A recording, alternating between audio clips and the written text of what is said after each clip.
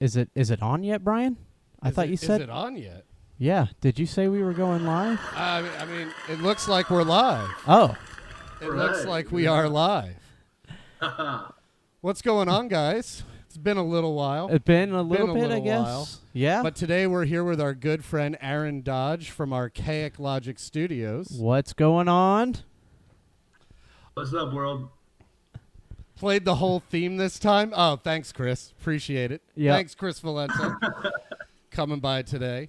All right. But today we're going to be interviewing Mr. Aaron about his upcoming project that he is very, very excited about, Chronicles of Enoch. Oh, yeah. A little bit about the development process, and then as well, any questions you guys may have for him as an independent developer on the stream. Yeah. I'm excited.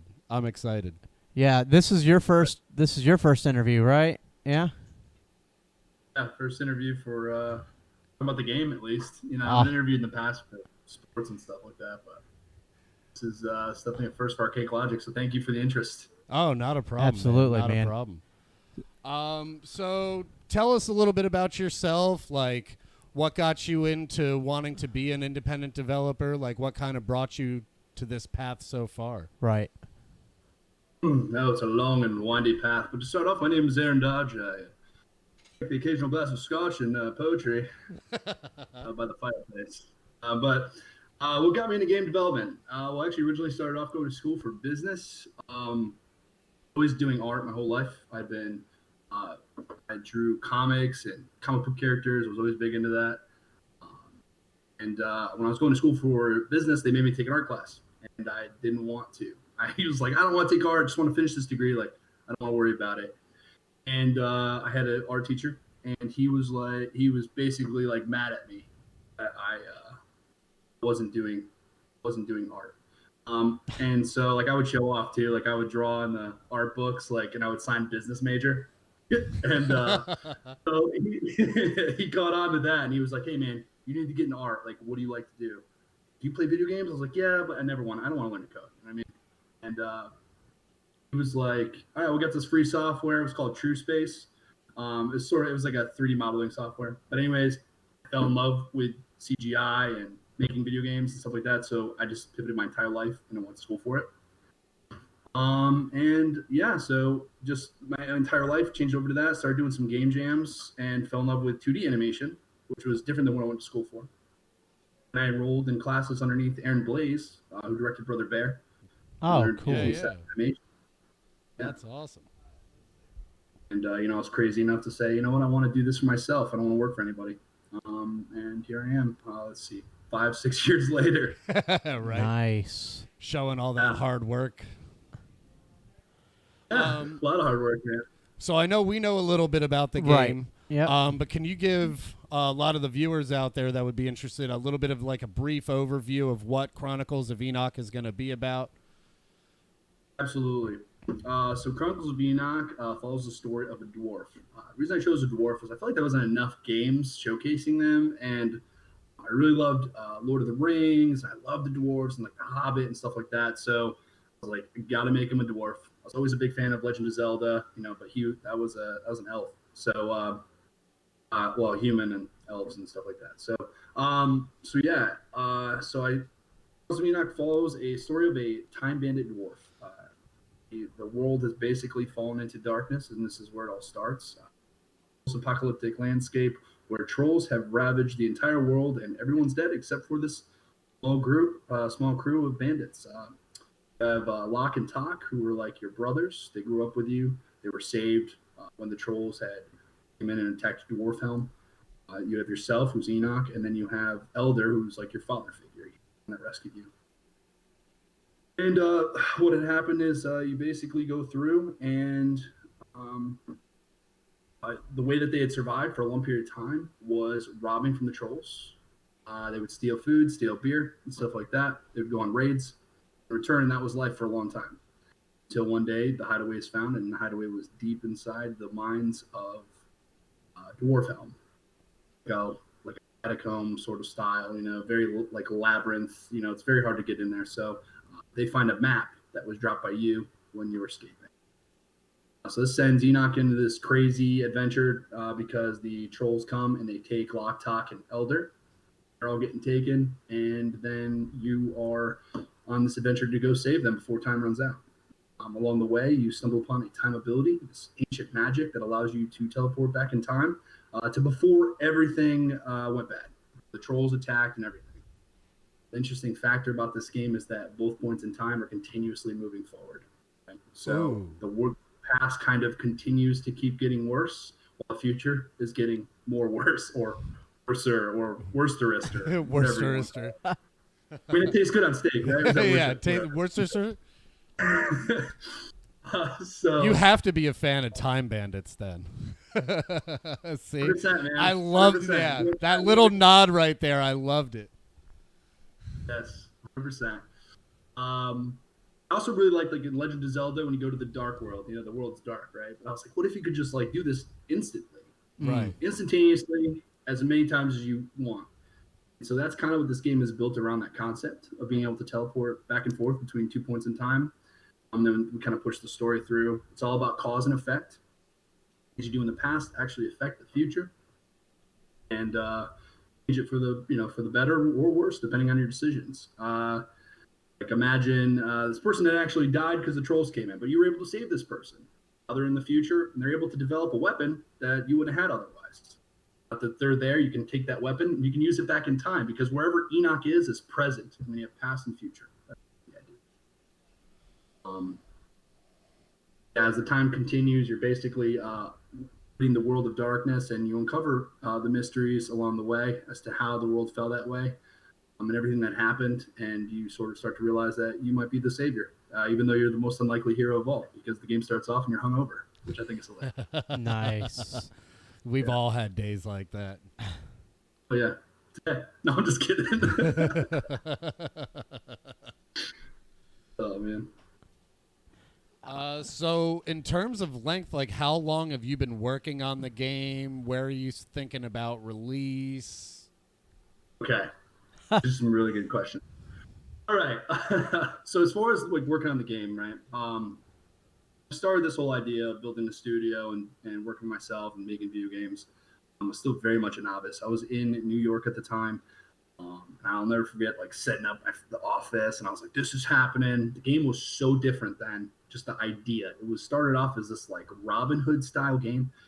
You were this hooded figure and you could just shoot a bow. And that was pretty much the start. I didn't know what the game I was going to make. I didn't know anything about the story or anything. I also didn't know how to program.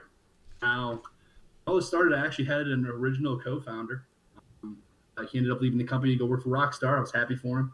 But he was the programmer and I was the artist. And I never wanted to be in that situation again where I would be high and dry without a programmer. And this game was getting made hell or high water. It was going to happen. I don't care if I got to drag this to the end of days by myself. I'm going to make it happen. So I spent 3 years learning to code, which is something I never wanted to do. I took C++ in college, and I got a C+. I thought I did a good job.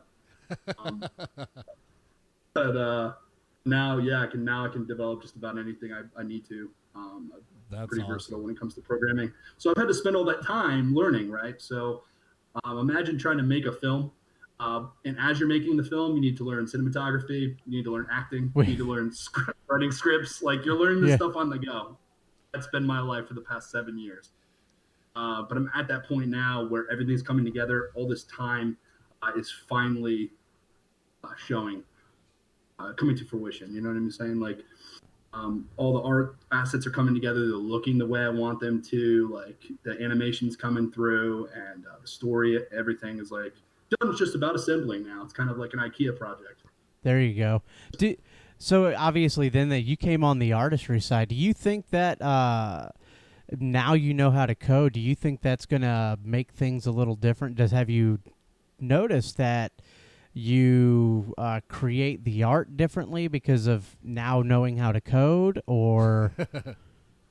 Yeah, so one of the interesting things too is when I got down here to Raleigh, North Carolina, I met somebody that was going to be my co-founder here, and things were going pretty good for a while. He was a school taught programmer, straight by the book. Guy was a genius. Like this guy was amazing. Knew everything about computers. He could take apart a computer, put it back together. He could probably build a transformer out of a computer. Like it's insane. So I was working with him a lot, and we just have very different minds because I'm definitely an art like central head, but like I was also good at math, good at physics and stuff like that. So I kind of like that stuff too. But I look at things a little bit differently.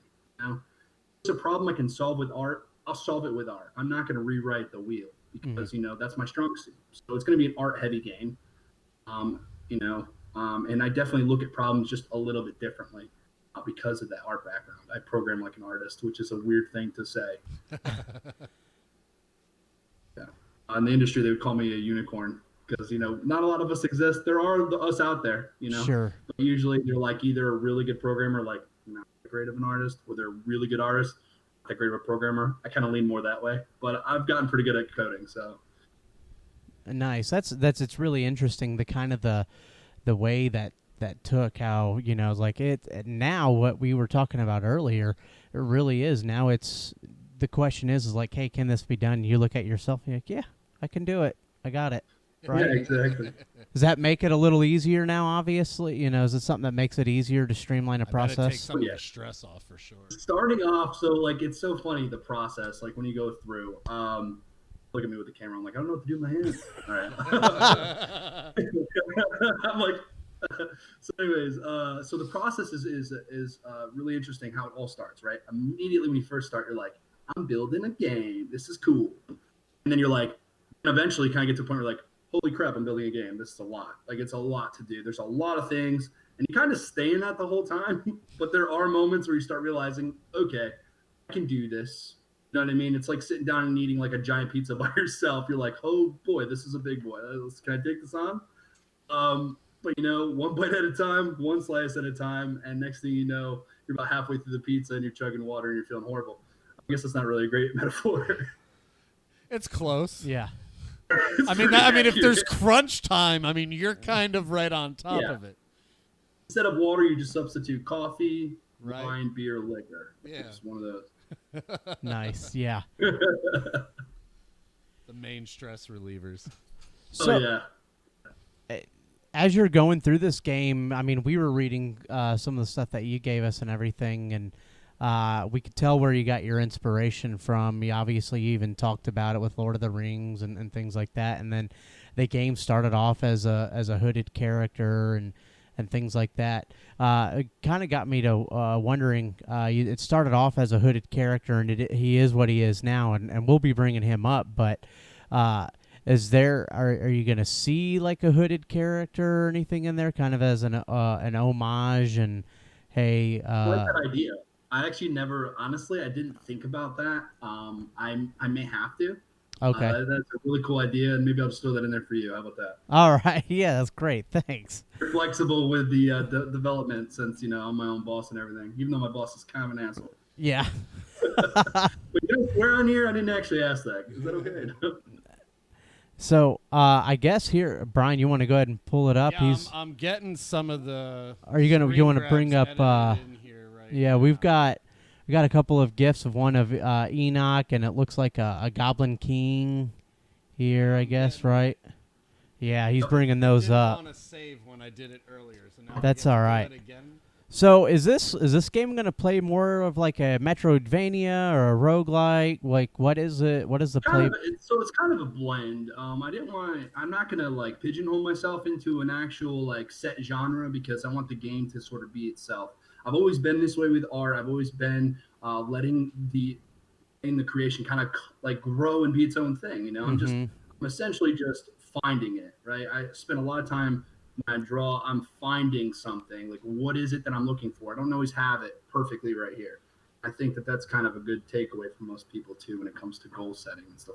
You don't always know exactly what you want, but it's just keep walking the right direction, you'll eventually. Oh, okay. Yeah, I'm a very metaphorical and very, I like motivation, and I like to just try to share that, too. But on the side,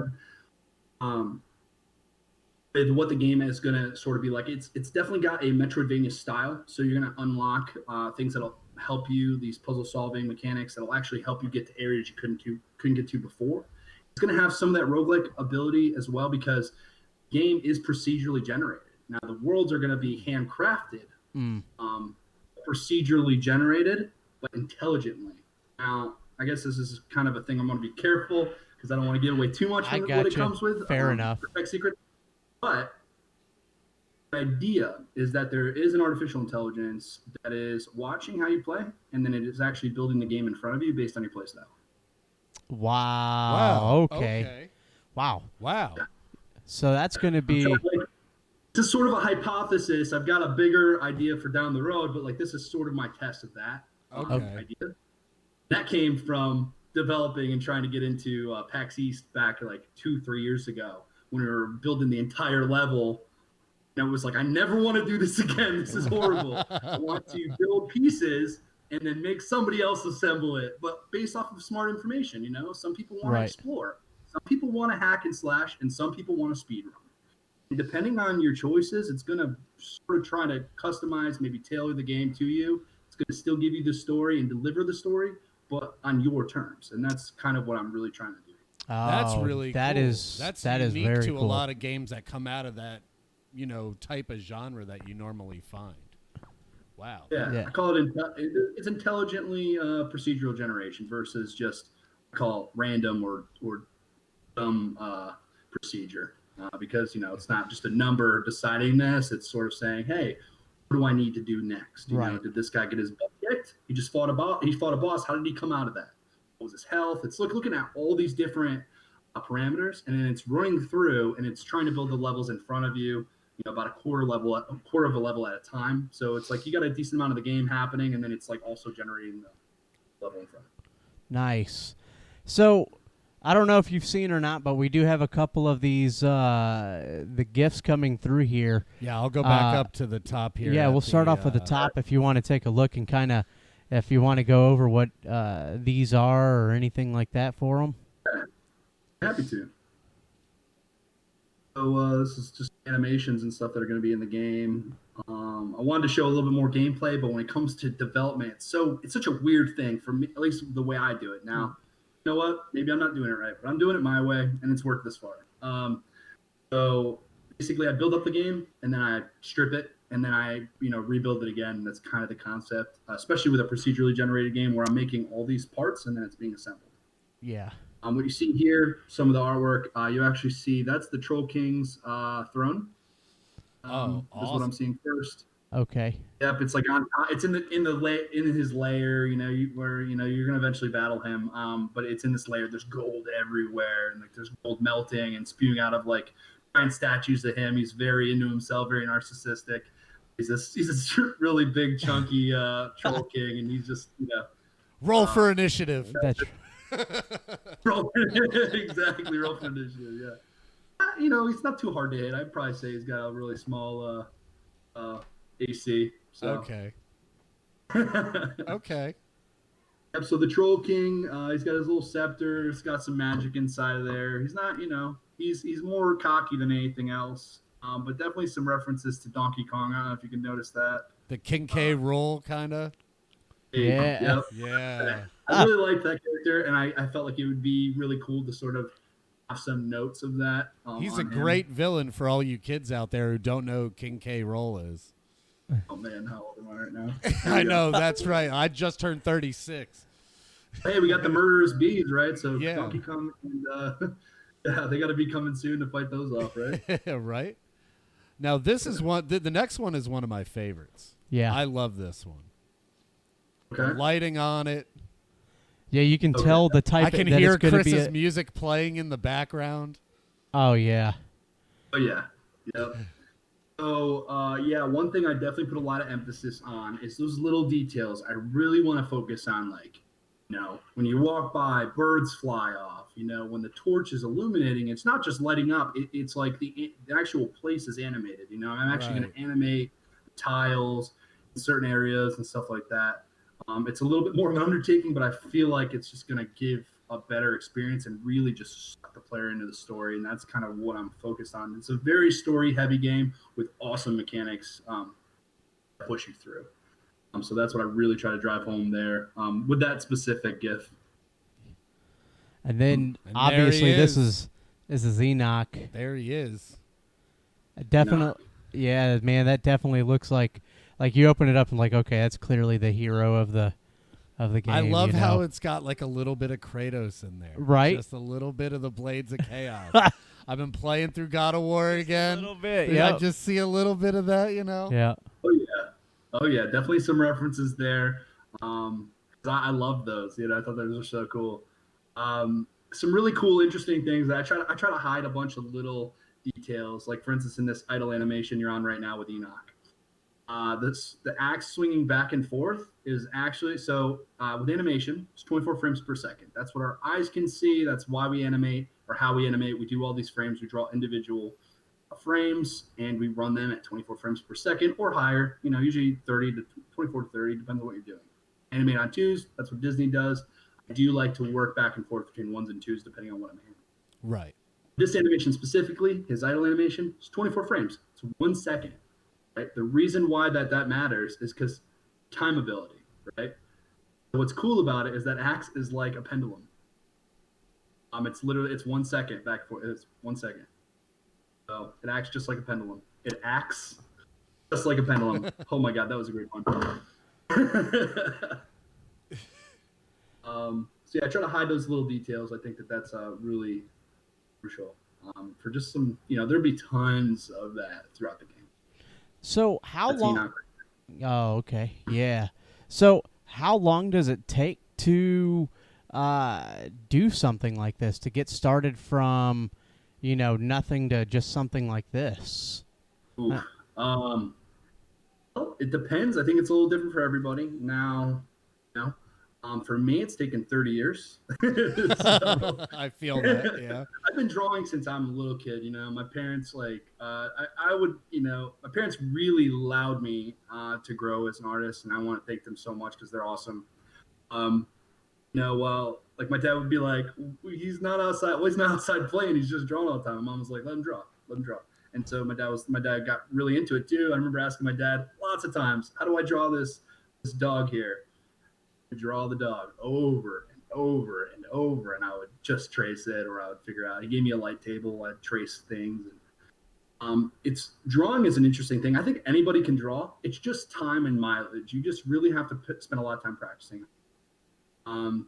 Because if I look at it like this, if you can write words coherently and it can be read, and you think, I want to write a W, and you draw a W and it's there, you can draw. It's just some people get stuck in their head. And you know what? Like anything else, you're the one that limits yourself. You limit yourself as much as you want. You open yourself up, you could probably learn to do anything you want, except for, physical things like flying, like you can't like physically just lift off the ground. But I think if you think happy thoughts, like Peter Pan says, maybe just kidding, kids, don't go on a roof or anything like that. Right. Damian Keefe says, he doesn't have a lawyer yet, so. Damian Keefe says, keep up the awesome job, man. Mildred, Ellie, alumni, woot woot. Yeah, that was the school I went to. Okay, cool. He's awesome. He was there. So what's actually funny about him is he was actually there when I first said that I was building a game. The game was so different then, but I remember bringing it into school and like had my laptop, this actually potato laptop that I'm on right now. Had it on here, and I was like showing them. It was like I just made a character run and jump, and I was like, yes, look at this, it's epic. And they're like, cool, he runs. It was like, obviously it wasn't a game yet, but I was excited. Because that's what game development is when you're first learning. You're just like, it's learning those little things. How do I make him move, and like, do I apply these physics, and how do I make him jump, and like every little thing is a win. Just trying to look at all those little things as like a feedback loop. Like getting excited about those little wins, make the bigger wins, happen.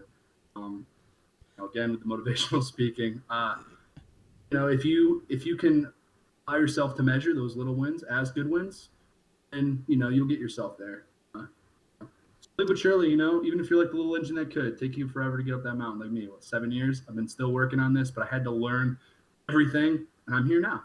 And I'm here talking to you guys. So this is awesome. Yeah, and it's just made you, like you said, it's made you a better developer, made you a better artist, and now the game is you, and it's like you can see the passion and personality and the personality and in it. That's it's great. Really cool. Oh Awesome. That's cool to hear. That's awesome to hear because I don't even know you guys. This is awesome. No, but like just from the little bit that we've met from you, I mean, looking at the character art, looking at the creation, like looking at the depth and ability of what you're wanting to get into here, and the undertaking that is going to come with. I mean, it's awesome, and it's really admirable to see that there's still some awesome passion in gaming like that. Hell yeah. Yeah. Hey, go big or go home. I know that's what we say. That's right. Instead of making a small game, I probably should have did that, but you know what? I'm stumped. So here we are. So in terms of when you release it, are you wanting to have multi-platform? Are you looking to stay with one certain console? Is it going to be only on the Epic Store? What are we looking at? Cool. So actually, like the plan is to try to go cross-platform. Okay. For sure. Okay. I understand I wanted to cross multi-platforms. Initially, the easiest is it's easy to do Windows. So, for like just launching it, Windows, Mac, and a PC, you name it, I can get those right out the gate instantly. Then second, Xbox, almost as easy, just as far as porting goes. I mean, there's some, obstacles you have to, overcome when it comes to that. But as far as everything goes, just about getting the dev kits and just getting the permission, things like that. So worst case scenario goes on Steam first. Like that's the idea, is going to go on Steam first. And then, if I have to wait and sort of politicize it by going and showing off like, hey, this is what it's done on Steam. I want to bring it to your platforms. We got to go from there. Now there's some areas I have to look into more when it comes to that. But as far as exporting it, it's pretty much just a couple button presses. As far as, everything has been pretty much programmed into there as far as controls go and all the other things. So yeah, I was going to say this I could definitely see playing on the Switch, on PC. I'd love to. I would love to get on Nintendo, man. Oh my God, I would love it. I just feel like it's got sort of those vibes, and I feel like it'd be great to be on there. I think it would do really well on there. And, we're going to see what happens. If I could have it my way, it would be on everything. Maybe not cell phones, honestly, because it's just, it's not the market for this kind of game, I feel like. Definitely as far as everything else, if you can play on it and it's like a good, I think it'd be perfect, Oh, yeah. I mean, one of the things we were talking about is like, man, this game looks like it's going to be good for everything. And then we were like, you know what? The Switch is one of those consoles. It you're going to capture a lot of people with that thing for sure, man. But yeah. And I mean, there's some neat little things that you can do that would be outside the realm of some other games, with using the Switch. There's just a lot of ideas. Not all of them are going to come to fruition, and that's just the idea. It's like sometimes you got to close a couple doors, but hopefully a lot of them stay open, and we can proceed that way. Hell yeah! And then I do have a question because then you go down a little bit further underneath Enoch. Then we got is that the time? There you go. That's that's an animation representing it. There's other things that play too. Like there's a little bit of light at half 8 minutes, and there's some particle effect. Like that. The time mechanic's actually kind of neat. So you actually teleport. What happens is time slows down. So an enemy could be running at you, just coming at you, and then you teleport. And as you teleport, the enemy slows down, and then basically turns into shadow and fades away. And then the camera is now on the past or future, the opposite of wherever you were, and you see the landscape you're in. And then there's it's very quick when it happens, but it's enough for you to react. So the time is still slow, and then starts speeding back up. Actually goes a little bit faster as if it's catching up, and then rears back to normal speed again. Wow! So you're teleporting. It's like a really cool feeling. So you're like, and then you're like, now you're in the other place. What's cool is that prevents you from if you're jumping, I don't want to kill a player by on the fallen spikes or something, So they have a second to allow them to teleport back if they. Oh, that's cool. Okay. Yeah, but you can teleport almost 3 times before you land. So you can jump, teleport, land. But what's cool is your position's always the same. The world is literally just changing from future to past. And so, you run into cool things where say there was a house you wanted to get into and you're in the past, right? There's a house, you got to get in there. There's a special item you need to find. The house is locked. You can't get in. And so if you teleport to the future, the house is in rubble. It's been destroyed. Nothing is in the house. You walk right in. You walk into the rubble. Teleport back again. Now you're inside the house. Okay. Nice. So the world is a puzzle, and time is the key. Gotcha. So basically, So, one big puzzle game wrapped in RPG and Metroidvania and roguelite. I like it. I love some of yeah. these enemy creatures as well. Oh, like the yeah. bat. Mhm. Oh yeah, the bat. That's the Bat King. He's one of the beasts of darkness. He's like the air beast, or the beast of the air. I'm hoping actually maybe get some voiceover. We'll probably do that. I think it would just help get a lot of the comedy across, get some of the really good lines played out instead of just the reading Sure. of the dialogue. But if we have to do it that way, we'll have to do it that way. I mean, I'm down to voice like 60% of it if I have to, but obviously if it sounds like garbage, then I won't. Well, hey, if you ever need any voices, There you go. two guys sure. over here that would always love to come help out. Absolutely. We'll see. Ask Chris. I do a pretty damn good warlock. Do you? Yeah. Awesome. But yeah, the one of the main things that I love about the artwork is that all of it has a certain personality to it. The warthog. I mean, each character that we've seen so far in these gifts has their own personality. It almost like if oh my gosh. Get this last one up. What's it the name of the movie called? Mad Max. It has like a Mad Max feel with the like Lord of the Rings timing, right? Dungeons and Dragons kind of. Am I right?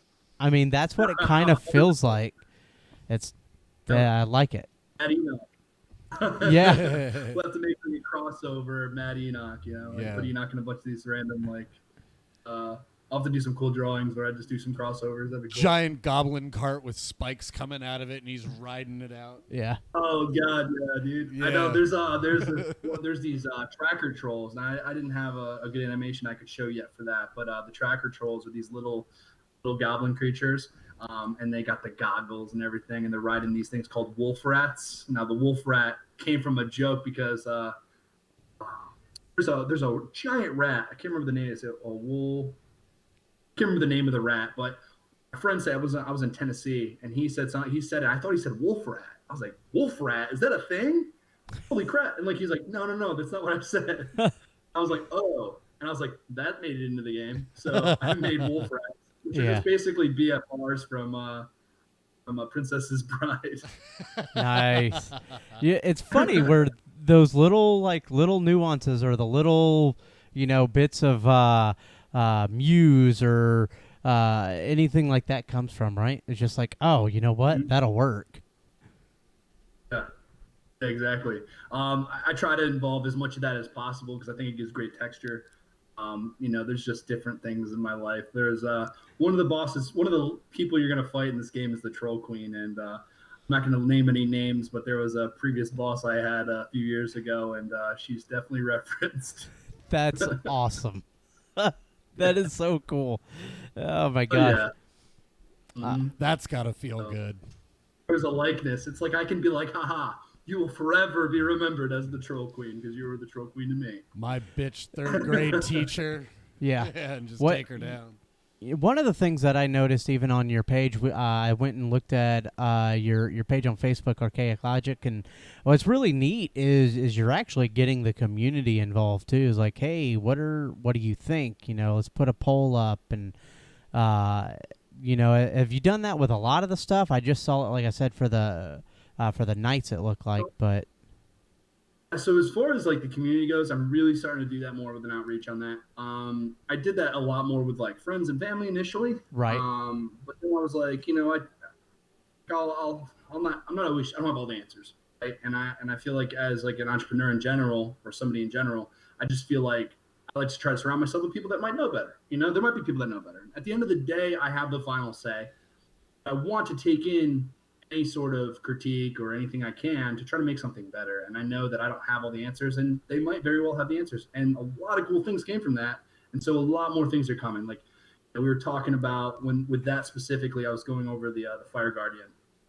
And like what came out of that were just like I was taking in everything they were saying, and they liked like the crackle of the lava and the horns and like the arms and stuff like that. And like I thought like, oh, that'd be cool to have, but instead of having that always be there, came up with cool ways of like involving that in like an animation. So like when he powers up, like you can see the cracks start forming and the ground begins to crack and shake, and the lava you can see the heat and the fire underneath as he grows in power. And that's a good way to tell a player you're about to get wrecked if you don't move. Right. So yeah, and just some really cool ideas. Like one guy, I think he's watching right now, Matt Jones. I do a little shout out for him because he came up with a cool idea about having the horns build up, and then like maybe a ray comes out of there, like a fire death ray or something cool. Might look into it. I'm trying to weigh everything. Obviously, he can't have 273 attacks. Be 272, but 273 is where I draw the line. Right. There you go. Right. Yeah. So just some really cool things come out of that. And in the future, I plan on having a lot more community outreach when it comes to growing this, because, I'm making it for you guys. I'm making it for people. This is a love project. I'm putting a lot of emphasis in, my heart and soul into writing it, to the story start to finish. I've crafted most of this from my own dreams and like just the story. So I wanted to show you guys something cool. I want you to come and explore my world. So if I get a little bit of help from you guys, that'd be make it that much better. You know what I mean? Yeah. It's always fun with friends. Oh yeah. Friends, people you don't know. You know what I mean? I got people that just they're growing and they're liking the page, liking the stuff, and just people lurking. There's people that don't like the page, but they keep back and liking all the things I'm posting. And I'm excited to see that grow and meet more people as I kind of take this around, because I've been kind of going, I wouldn't say on tour, but I started in New York. I originally wanted to come to Raleigh. Mm-hmm. But I couldn't do that right away because New York is kind of expensive and I wanted to save up. So I ended up going to Tennessee because my family had gotten a house out there. Lived there for about a year and a half. All that time, I'm learning development. I'm working on the game, talking about the game. So I meet some great people out in Tennessee. I got a lot of great friends out there, a lot of people that I care about to this day. If you're watching right now, like, you guys made an impact on my life. So I'll leave there. Now I'm in Raleigh. So I've been kind of this whole time talking to people in New York, talking to people in Tennessee, talking to people in Raleigh, and just everybody I come in contact with. I've been developing this game for quite a while now. So it's been really cool to involve them in just ideas I have, because I'm very passionate about it. And so I'm definitely going to talk about it a lot, and I like to talk. So I'm going to stop for a minute because I was just running off on a rampage there. No worries, man. Yeah. I mean, that's what's cool, is like you can see the amount of passion you have behind it, trying to bring in all those different ideas, building that team up, like you said. Let's see. I really want to know and the story between how you and Chris met. If for those of you guys who don't know, Chris was on the show a few weeks ago. Chris Valenta, Vetius. And Vetius. God, I did it again. I know. I was going to do it.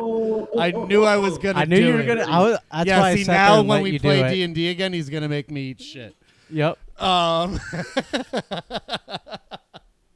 I can never. I still have yet to get it. I got it right when we were live last time. But he's doing all of the music for Chronicles of Enoch. So how did you guys kind of get started together?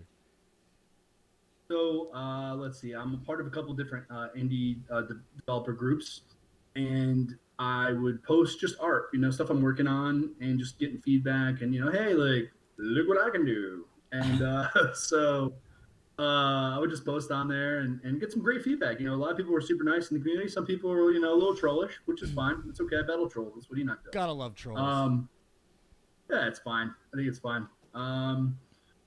But he happened to find me on one of these times I posted, and like, I feel like when you post on these groups, right, it's a funny thing. So you post on these groups, there's a lot of developers, but there's a lot of people that like want to work on games outside of that. So there's other things they want to do, either marketing or doing music and whatever. So I got flooded with people that want to make music for the game initially, and I don't know if I mentioned this to him or not, but it makes you kind of like, can you actually make music? Like, what's up, Right. And so, are you just going to show me another mixtape? Exactly. Yeah, man. People passing out mixtapes in front of Walmart. Like, yeah, Yeah. exactly. So that's what it feels like. And so he reached out, and I was like, "Hey, okay, like, you want to show me whatever, I'm down to look, because I'll listen to anybody. I'm not trying to, I'm not a pompous ass or anything. So I like, try to hear somebody out because, they could be skilled." And he sent me a video, or he sent me his SoundCloud, or whatever it was at the time, SoundCloud, I think. Yeah. And I went on there and I was like, whoa, this guy can put together some cool stuff. And I'm like, is it real? Did this guy just steal stuff and throw it on here? Like, because it's what you're worried about. So I had to vet it. Vetius, a lot, actually, to make sure that he was legit. And he actually had made custom music for the game just to show off, just to show me. So actually, I put this together. Your game kind of inspired me to make this, and he sent me that, and I was like, "Oh, I'm in. Cool. Let's talk." So we put together a little video chat, and we just kind of went through everything, like what his ideas were as far as music goes, and as far as direction. And me being the solo developer I am, I had to be like, "Well, I have final say on everything." There you But, go. so, but I will say I've like had to like not do that at all with him. He's just been perfect. Like the stuff he's been writing is perfect. He was like, all right, I need a list of all the areas, and I'm like still making this game, and I hadn't had everything made yet. I hadn't finished the game design document or anything, and he's asking me for all the locations. So I gave him all the location. I just started I was like, okay, this would be a cool spot. This would be a cool spot. So I'm making up a list of areas, just kind of like hypothetically. Like I didn't think he would write all the music, and within a few weeks, he had everything done. I'm like, cool, I got the soundtrack to the game, and the game's not even done. Does that help you? Does that help you with the level design or like putting together any of the atmosphere of the game, you think? Yeah, influences sometimes. When I'm working on, I will say that I time when I'm working, just because it helps establish feel. I want to make the game sound is I think it's good that I'm like, okay, I want the person to feel this. They're feeling it through sound, but I want them to visually feel that as well. And so I get to kind of have that to do. And it's very much an iteration process. The entire game has been iteration. It's nonstop iteration. It's, oh, this is great, throw it out, make it again, kind of thing. So he's been very good with that too. If I feel like, yeah, there's this one little thing, I don't know how to make music. This thing, this sound, what is that, or whatever. And he's been really good about reworking things or just touching it up, because a lot of the things have been really good, but every once in a while there's just something I was like, I'm not sure what that is or whatever, and we rework it and get it perfect. So it's been great working with him, and I'm definitely happy to have this guy, my as a business friend, and just as a friend in general. He's a cool dude. So he's a great DM. Oh yeah, I'd love to see it. I'd love to see it actually. We got to pull you in for a game. Yeah, now that we are getting more, we got to pull you in for a game. Yeah.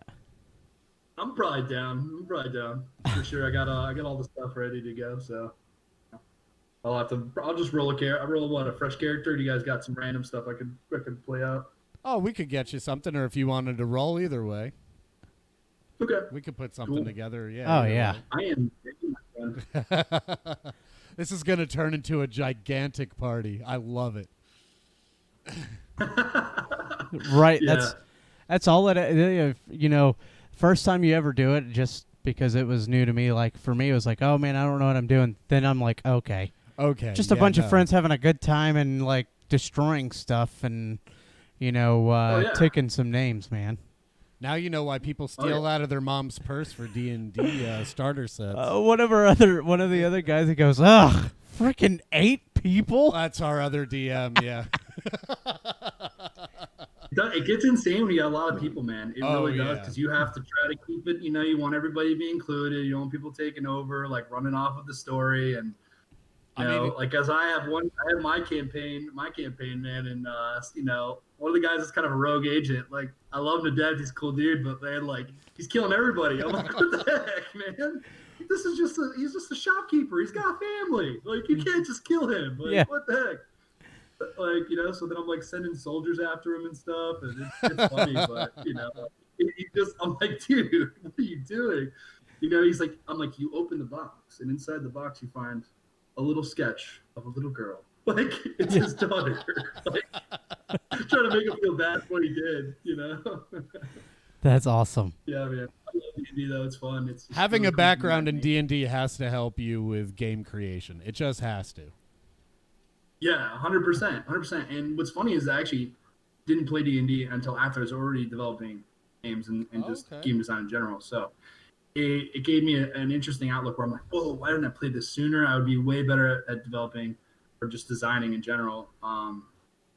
But having that sort of designer background, game design background, and then also doing D&D has been cool too, because I can look at the game and I can add things and just play around with the idea of looking out for the players and trying to build something really cool for them. And actually, so the idea of a dungeon master is what gave me the idea to have an artificial intelligence procedurally generate roles, because person makes up the stuff right in front of you. You're playing a game and you're giving your feedback. You're saying, hey, I want to go do this. The dungeon master may have had a dragon. If you take a left, you're going to go fight the dragon. That was the plan. But the players want to go right and follow some crazy gnome you put in there to laugh. Like a little gnome runs by or whatever as like a funny thing for you to say. And they're like, we're following this crazy gnome. And you're like, I didn't expect you to do that or whatever, And next thing you know, you're making up stuff on the fly because if you're doing homebrew. So that was kind of the concept that led me into deciding to do the procedural aspect that's AI driven. Nice. That's awesome, man. Like some actual deep thought into it's not just something thrown in. Yeah. There's purpose behind it, Mm-hmm. That's awesome. The way I actually build these out is I will handcraft the room. Like I'll actually make the room. Call them cards. This is the best way to describe it. It's like a deck of cards.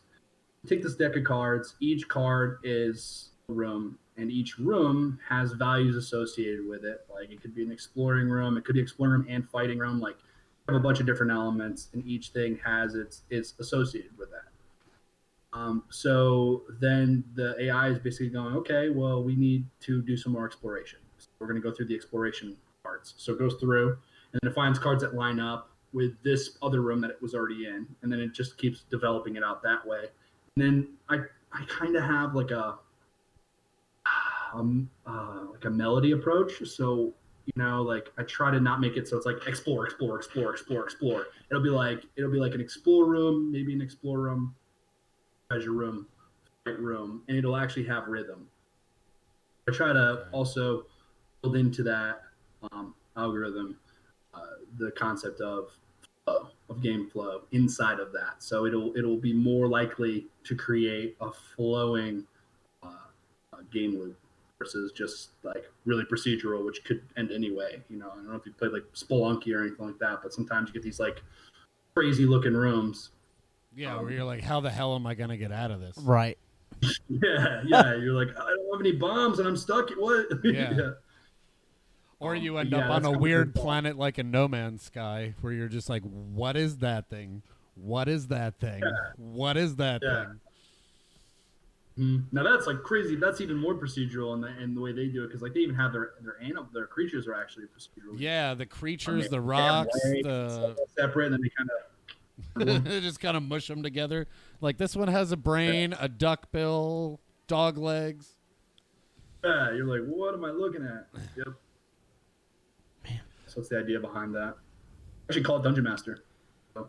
Yeah. Dungeon Master mode. There you go. Yeah. Going back and thinking about everything that you've done, what is something that you really wish you would have known that going into the game developing before you took over? What is one thing you wish you would have gone in knowing?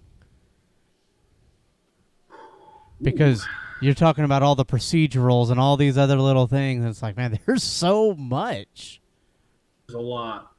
That's one thing too, but I'm kind of glad that I was kind of like, they say ignorance is bliss. I think that that's helped me quite a bit when it comes to like the ignorance of like what I was making has gotten me this far. I'm too stubborn to quit now. Like it has to happen. These characters to me are real, and I'm making the game so that they can exist, because I put so much thought into them that they might as well be real people. as far as like knowledge of like what I wish I knew at the time, there's some I think more tech oriented things actually. I really feel like I wish I knew more about like hardware, and I've gained that knowledge now to a point. I'm still intermediate, but like I made mistakes like purchasing like bad hardware, like something that was just like not that great. Like I'll tell you right now, like Yep. even like my desktop is good, but it's like running the Indianapolis 500 on a little Schwinn. That's how it feels like. So That was it like our works. old It's video editing software, Cyberlink Power Director. I'm going to call them out. You piece of crap. That was the worst. Now that we're on Adobe Premiere, like you were talking about, yeah, it's a lot better. It's a 180. I feel that. I know that pain. Yeah. Absolutely. Yeah, and I didn't realize, but I had bought a desktop that was basically a laptop in a box. Like, so that was something that I was like, like I thought I could always. I'm like, oh, you can upgrade desktops. I'm buying a desktop. Haha. Like I didn't really know what I was doing, and that's okay. We all got to start somewhere. That's I'm it. not somebody who, and I'm not somebody who's gonna say like I know everything. I don't know everything. Actually, I know less things than I do know. So that's cool. I try to surround myself with people that know more than I do, and try to ask questions and reach out to people, and that's like with the whole having the community input and stuff like that. And I think that's a testament to like growth is being able to understand what you don't know and look out and ask for help and research things. Hell yeah. Don't pretend like you know everything, because you're gonna wind up in a bad position. Yeah. So, like in our realm, we've noticed we can go out and ask for help from other people that do these things. Do y'all have that? Do you have that same? You call Corey Barlog and you're just You're like, hey, hey, bro, what you doing this weekend? You have any time? That'd be awesome. So I have as much as I should be. Like I wish I was networking more. That was the main reason I came here, but I've been like a little, mole in the wall, just like working on the game and like a monk. But I have done some networking stuff out here. There are some great developers around. You have like obviously you have like Epic and Insomniac and Red Storm. They're all here. There's some smaller studios like Mighty Rabbit. Yep. Some things like that. So like you got all these little sprinkled developers around, and I met quite a few. There's Gun Media. Yeah, Gun Media. Who's like they made he was part of it. Greenbeck, I met him. He's cool. From what is it? Friday the 13th, the game. Yeah. So yeah, like I got to meet him. It was super chill. There was like a launch for Battle Sloth. So I'll call it out. Battle Sloth is a pretty cool little game. So if you want to look up a cool little title, I got to go for IGDA held a little party, pizza party. And we all get to watch for the launch of the game and play the game and talk about it and stuff like that. It's kind of cool. That's just like the community around here, the IGDA and everything like that. So, and the IGDA, for people that don't know, is the Independent Game Developers Association. So it's like a cool little group, and they just kind of look after each other and do game jams and you name it. It's pretty cool. That's awesome. Hell yeah. It's a huge part of it, yeah. So. But as far as like reaching out and talking to people, like I haven't done as much as I should, but I plan on reaching out a lot more. I do try to learn as much as I can from other developers, just like have videos and stuff online, like the do's and don'ts of developing your first indie title, and so on. I try to learn as much as I can with that. I just take it, it's 24/7, so just constantly taking in information. All right, so when's the release date? Right. Next question. Right. No, I'm kidding. So the big thing right now is actually about funding. This is a funding chase at this point. Right. So I'm full-time development. I work, I probably do close to 60 hours a week developing, but I also work at a restaurant part-time. Angus Barn, shout out to Angus Barn fam. It's a great restaurant out here. It's pretty much known around the world, or around the world. It's international. It's pretty insane. Awesome executive chef, Walter Royal. But I work there part time, and I want to get into doing this and having this be my sole focus. Because if I could put in 80 hours a week, the game would be made a lot sooner. No. Right. No, but in general, life balance would help. But as far as funding goes and things like that, I want to be able to hire on some people, hire on a team. I found that through the start of this to now, people don't aren't as driven on a dream. Like it's hard for people. Like they want that paycheck. You know what I mean? They can't work on something and risk. They don't want to invest time. They want to get money now, and they want to work a job, and that's cool. To each their own, right? Not everybody is cut out to do this kind of stuff. Be an entrepreneur and chase it and grind the hours away. Um, so getting some people that I can pay and have a little bit of payroll started, and get some. I'm looking into possibly getting some publishing if I can. I want to take the demo to Adult Swim. That's the big one I'm after. That's the big fish. Buddy. Yeah, I think it'll line up perfectly, because I like Rick and Morty. Yeah, everybody loves Rick and Morty. It's great. Yeah, so I just think like that because that kind of humor has kind of been influenced into the game a little bit too. There's going to be just points, like for instance, you saw the Bat King. Oh yeah.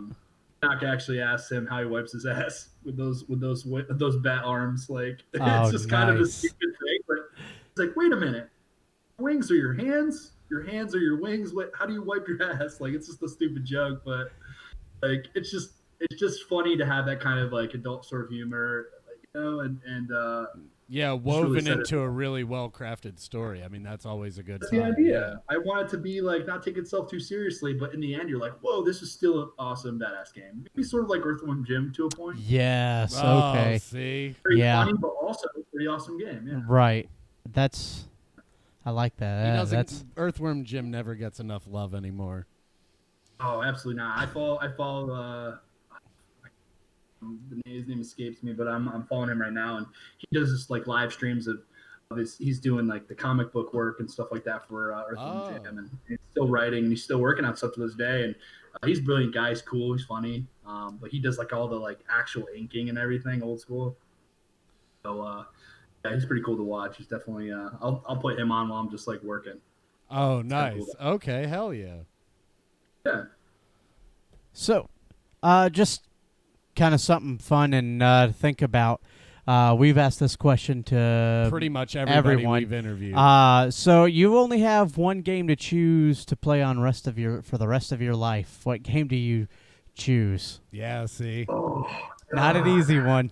If you only had I gotta one heads up on game, this, guys. one console, and mom's spaghetti. man. Okay. I think. Do you remember what Chris Valenta's was? I can't anymore. What was? I think I do. His was Xenoblade. Yeah. his Yeah, that was Xenoblade. Xenoblade. That's His right. was That's right. That's Xenoblade. right. Good choice. Scare music too. Man, this is a tough one. I know one of our guys Probably. here, it's Legend of the Dragoon. I'm gonna be like probably like crap mac and cheese kind of, like the standard. I'm gonna go with the. I think I'm gonna have to throw out the Legend of Zelda just because it was so much, and I would probably go for the Super Nintendo. I loved the Super Nintendo one. I really did growing up. Link to the We played Past, so baby. much. Yeah, Link to the And I Past. played that we played it so much. It broke, and we literally had just the freaking motherboard, and we're sticking the motherboard, and you couldn't pull it out. You would lose your data. So we would have it in there till we finished the game. We couldn't play any other games while we were playing. See, Oh. these are the Like- stories I love to hear. Right. Exactly. I mean, Like I played that game so much growing That up. is- I loved all of them. Like I even liked like Ocarina of Time, those games. So yeah. there's that feeling when you're playing those games and this down to the ambience and a lot of cool elements. But just all those memories of being a kid playing those, and just feel like a bit of nostalgia is just held with me for so long. It's hard to put any other game to that, just because it's an intangible thing. Nostalgia, it's really intangible. It is. It- It is. And it's a scary thing sometimes. Right. You're Yeah. when something is so good to you, and then somebody else goes to watch it, or they play it, and like, and you're like, Oh, come on. Go back and play it now. You're like, oh, okay, Oh, I- what, I- because I've it's not played Fortnite? the Super Nintendo version. Huh? I was like, oh, what? Because it's not Fortnite? You're not going to like it? Come on. yeah. Oh yeah, right. Oh, don't get me started with that game, man. That's a rage inducer. It's a toxic game. You know, But A little bit, just a little bit. you get a lot of practice, though, from all the other games you've ever played in your life if you're like me and just not good at playing games. Every game is a rage inducer. that's so funny. Yeah, I know. I think there's just like this element they've been making games. And it's almost a little toxic, but it's the way that they're playing with your mind. It's a psychological aspect. They really try to suck you in, and utilizing things that like they use for people that are get addicted to anything. You know, they pump it in there. These like I call them evil companies. I think that some of these companies aren't the best. You know, and that's where I'm coming in. Like I have just a different outlook. You know, like EA and stuff like that, and you know Activision and not a huge fan. I love the games I love some of the games they made. I also look at them a little bit like, what you're doing. No, you know what you're doing. You're not nice. Yeah, the decision making has been on the side of, greed and just overtaking its fans.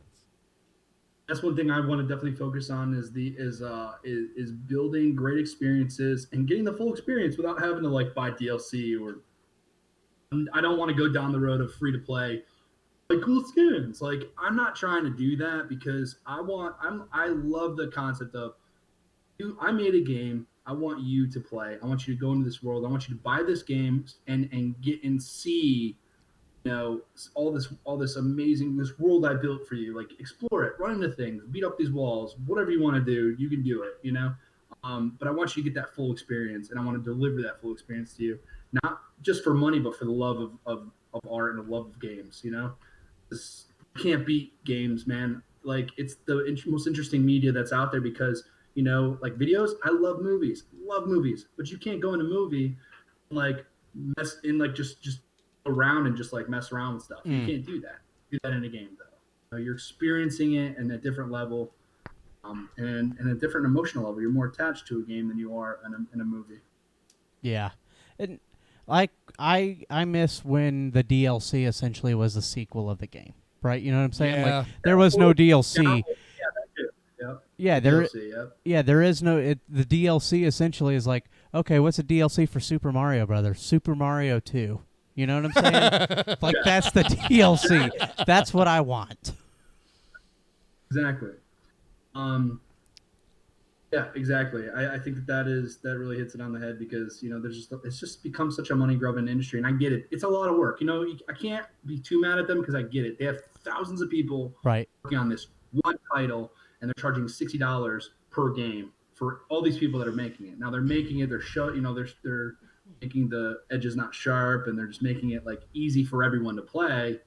And so that's the idea with their development. And I can get how they could charge a little more because they do have to pay these insane, salaries and stuff like that. So I can understand that to a point, but I do feel like it gets too greedy.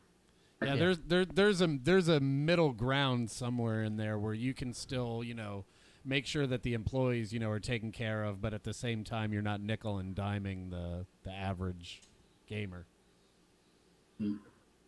I mean, because if you think, what was it? I think Sega games were when they were brand new coming out, they were still like $50. I mean, that's Sega like games the cost cheap of when we were games. growing up. Really, Hell no. the cost of the game itself doesn't feel like it's really gone up. There's that some much. games though that I felt like I should have paid more money for, in terms of like the value that I got out of the game versus Anthem,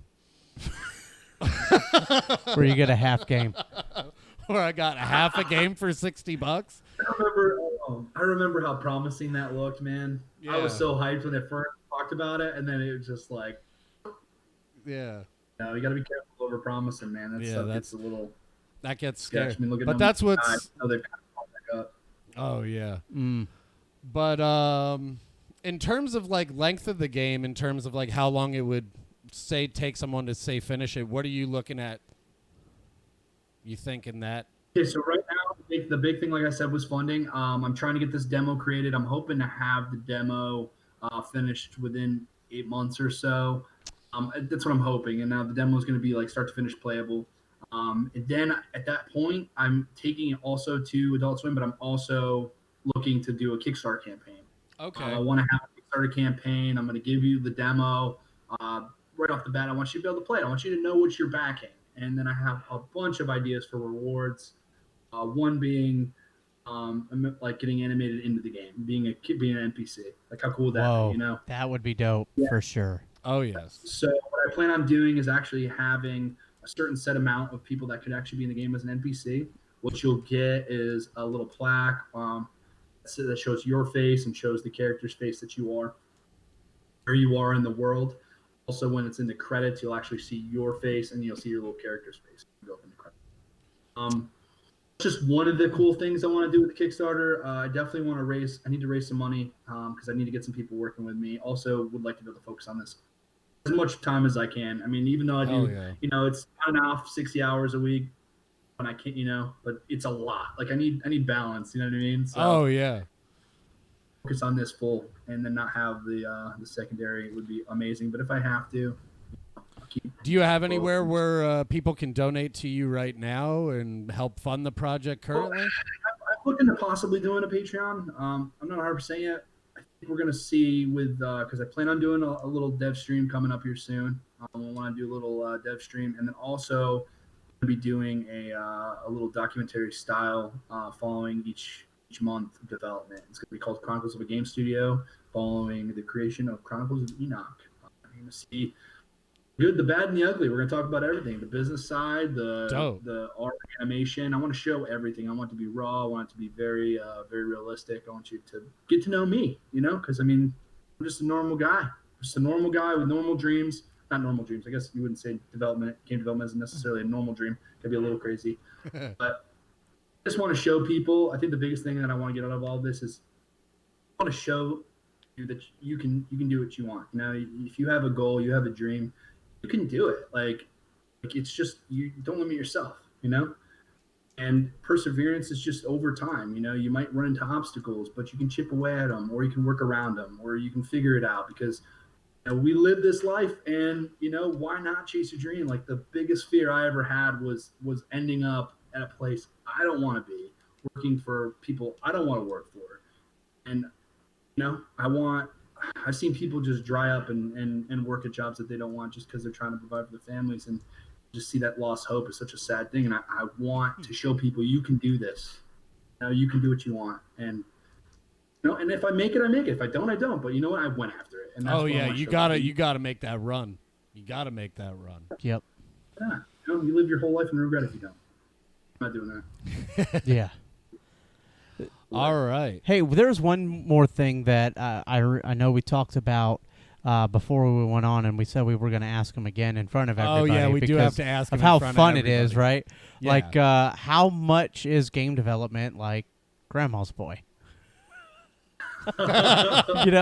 And for those of you who haven't seen Grandma's Boy, check it out. Get tonight. online and watch it right now. There's a lot of similarities, Now, I don't actually work for a place that makes games, so I don't have that little interaction to making my own side project like him. But Mr. Cheezel. You just see he's making this cool game, and like his life is still normal. He's still, not really that normal because he's running into people. Yeah. Yeah. But yeah, man, it's definitely it's got a lot of similarities, and just the fact that you're like, I'm making this game, it's and the thing, and you're showing people, and like they're like, oh cool, you're making a game, and I don't know, it's got a lot of similarities. How many testers live in car beds? I don't know any personally, except for myself, because I've got a sick Tonka bed. No, I'm just kidding. It's a sick bed, Mom. My bed is so sick, it lights up, it's got high beams. But before we finish up today, we want to give you a chance. Let everybody know where they can find you, all of your social media info, where they can find more development of the game, maybe any of the future projects, all that kind of stuff. Your dev streams. Your dev streams, where they'll be able to find you. Absolutely. So right now, the website's under maintenance. So as far as good places to find me, I'm getting back on Twitter. But I say we, I mean me, myself, and I. Back on Twitter, and you see Archaic Logic. You'll see us on Twitter. You also see I have mine, Aaron Dodge, on Twitter. Feel free to follow me there too. There's the Facebook page, Archaic Logic. You just type in Facebook/Archaic Logic. Boom, leads you right there. Or just search Archaic Logic. It'll be there. I'm also going to, I'll type into the comments here a link as well. But yeah, we have the dev stream. When we do start doing the dev stream and stuff, all that'll be on the page and be blasting all social media. And you'll be able to follow it all there. And then as far as the Chronicles of a Game Studio, we're in the process of getting that going. I got Natural Element Media working with me on that, and then I'll be able to start that soon. Things got a little bit delayed due to COVID, but we're back on track, and we're going to be ripping out some videos here month to month. So I look forward to showing you guys this journey, and thanks for coming to check us out during this. Yeah, we interview. appreciate everybody coming out today. That's right. Appreciate you guys for having me out today, and it's our first game developer. I still want to point out, because I still think it's funny as hell, Paul's camera has been frozen for about half the stream on live. Yeah, and he's making the best face. Yeah. I'm laughing. I'm laughing the it whole was time. during when and the camera, we've been trying to fix it, but yeah, it froze the whole way through. So I think That's okay. It's a beautiful mistake. People are going to come into the thing and Yeah. like, this game just must be a comedy game and nothing else. Look at that guy laughing the whole time. I love it, man. I love when things. Yeah. Guys, the best. This is awesome. I'll be following your stream, and maybe when things We're gonna have to have you come back out when you're getting closer to launch. Yeah, for sure. And we'll See all follow the along excitement. too. We're excited to see where this game, Where this game goes takes off, for man. sure, man. There's You gentlemen were my first, and it hurt a lot less than I thought it would. We tend to be gentle. yeah. Love it. But hey, as always, I'm Brian. I'm Paul. And you are? Fair Dodge. From Archaic Logic Studios. Hey guys, make sure to go follow him. Make sure to follow development of Chronicles of Enoch, and we'll catch you all again tomorrow for a brand new stream. Have a good one, guys. Man, that was fun. Yeah. That was great.